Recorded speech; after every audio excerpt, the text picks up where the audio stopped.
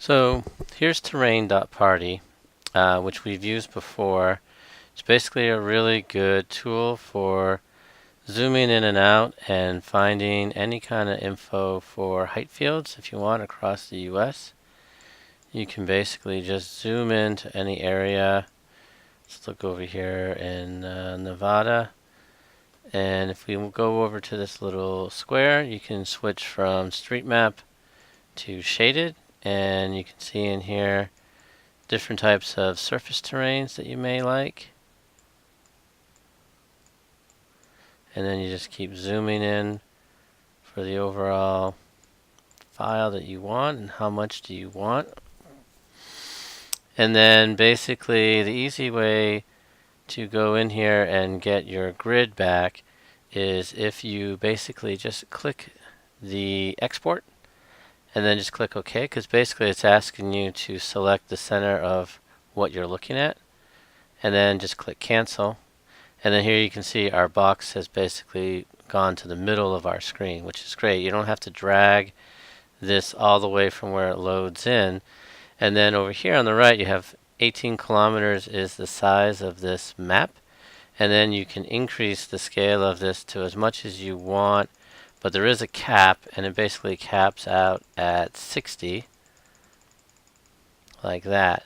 So this would be the max region that you'd be able to capture. But if you look here, 60 kilometers, and for where we're zoomed in, this is actually a pretty wide swatch of terrain. So it just depends if you want really large or bring into a very more narrow element. So if we just kind of pick maybe somewhere in the middle here, and then export, and then I'll just call it Nevada test. And then it's going to basically prepare it. So you're waiting for terrain.party, and it's going to package our file. There we go. Just click OK to save, and it's saving the file right now. And what we'll do is we'll bring this zip file over into a folder, and then we'll bring it into Maya. So now you can see I brought in the Nevada test terrain that I did, and this is a test terrain that I did a few seconds earlier. If you go in here, there's a zip file that I downloaded. You've basically got 5 different images, and they're all different types of formats and size ratios. And I usually will always use the topmost, the Aster 30 millimeter. This tends to be the larger file in the thing, and it basically has the most information.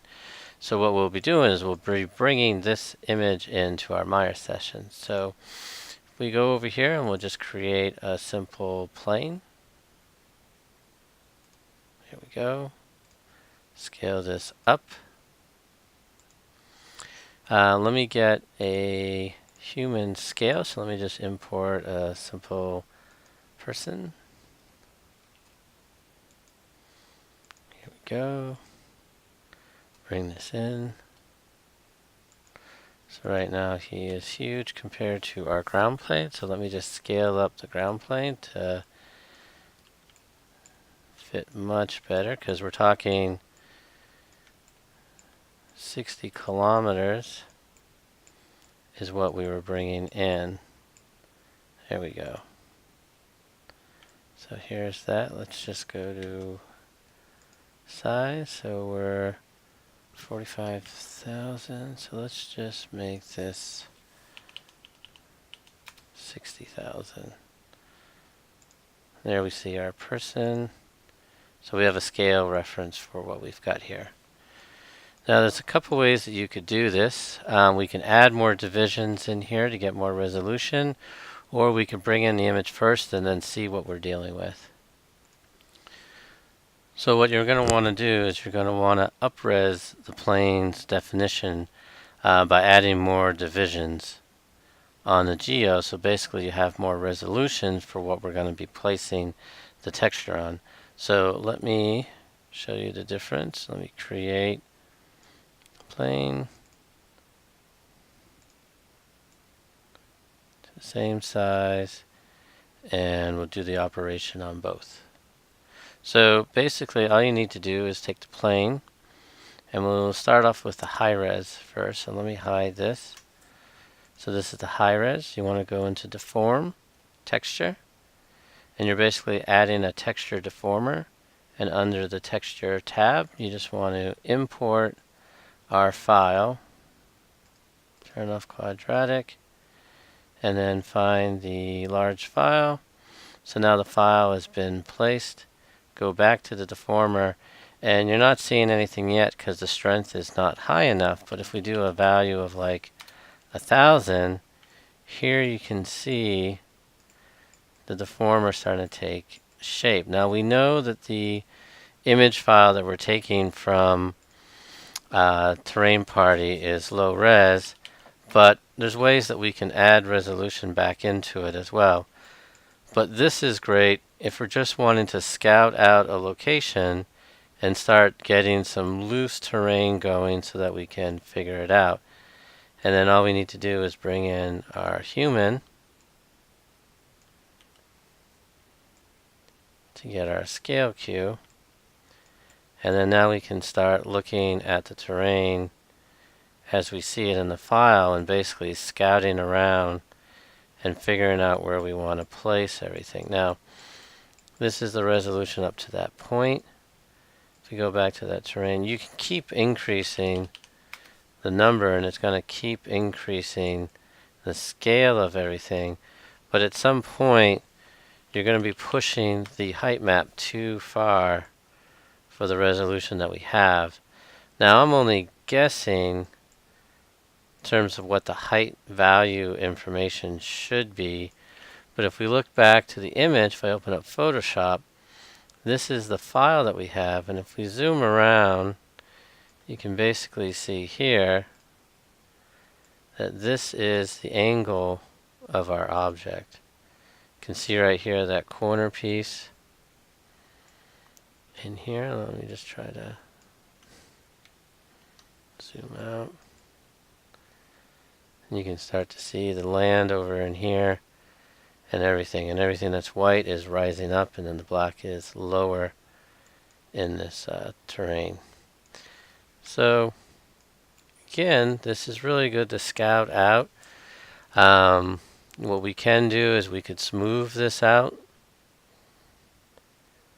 See here, smooth, just to kind of get rid of the pixelization. So now you have a nice light object, and once you like this, basically you can bake this out. So right now this plane, you can see this texture deformer is on it. We're at a 5,000 strength, so let's remember that. And all you need to do to bake it down is basically edit and then basically delete by type history, and you can see that deformer is gone, and now we've actually baked down our terrain, which is super easy. Now if we go back to the other plane, which is low res, you can see that. And if we do the same process, deform, texture, and then we add the same file, turn quadratic off, go to the same image, we've placed it, go down to our strength, and let's do 5,000. We're not seeing anywhere near the detail because the detail in our object is super low. And even if I were to add this, maybe try 50, you just don't have the resolution in order to do it. So you really got to be careful when you bake down. And you can see here right now our faces are pretty small, 167,000. So you can always up your plane and get a little bit more resolution. And then there's always ways that you could process this file afterwards in things like World Creator. Oops, that's Terrigen. World Creator or World Machine. Bring in that height field, add a little bit of resolution to it, and output a higher resolution TIFF. And I've done that in another one of my videos. So just a real simple way to take a height field info, a scout that you can do anywhere in location, and then get in there and see what you like. And then with the human scale reference, let's move him up.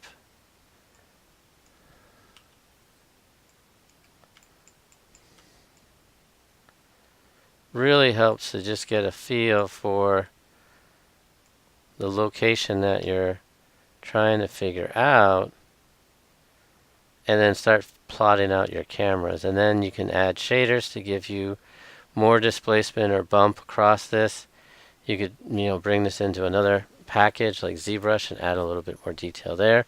Or you could get the higher res version of this, because the text files that come with this actually give you the latitude and longitude of where you've grabbed your image right in here. So basically you could import this into another area and get the exact bounding box of a height field at high res and then swap it out. So this is just a real quick way to scout out objects and then bake it down so that it's real geo for you to work with.